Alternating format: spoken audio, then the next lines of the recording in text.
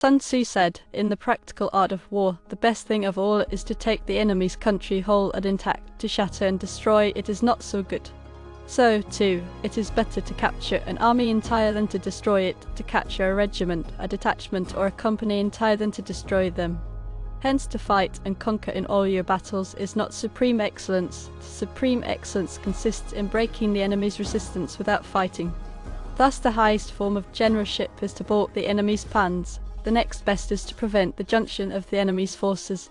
The next in order is to attack the enemy's army in the field, and the worst policy of all is to besiege walled cities. The rule is not to besiege walled cities if it can possibly be avoided. The preparation of mantlets, movable shutters, and various implements of war will take up 3 whole months, and the piling up of mans over against the walls will take 3 months more. The general, unable to control his irritation, will launch his men to the assault like swarming ants, with the result that 1/3 of his men are slain, while the town still remains untaken. Such are the disastrous effects of a siege. Therefore the skillful leader subdues the enemy's troops without any fighting, he captures their cities without laying siege to them, he overthrows the kingdom without lengthy operations in the field. With his forces intact he will dispute the mastery of the empire, and thus, without losing a man, his triumph will be complete. This is the method of attacking by stratagem. This is the rule in war: if our forces are 10 to the enemy's 1, to surround him; if 5 to 1, to attack him; if twice as numerous, to divide our army into 2. If equally matched, we can offer battle; if slightly inferior in numbers, we can avoid the enemy; if quite unequal in every way, we can flee from him. Hence, though an obstinate fight may be made by a small force, in the end it must be captured by the larger force. Now the general is the bulwark of the state. If the bulwark is complete at all points, the state will be strong; if the bulwark is defective, the state will be weak. There are 3 ways in which a ruler can bring misfortune upon his army: 1. By commanding the army to advance or to retreat, being ignorant of the fact that it cannot obey. This is called hobbling the army.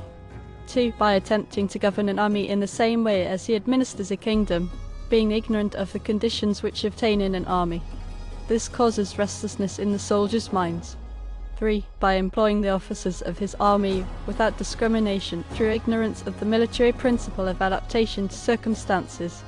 This shakes the confidence of the soldiers. But when the army is restless and distrustful, trouble is sure to come from the other feudal princes. This is simply bringing anarchy into the army and flinging victory away.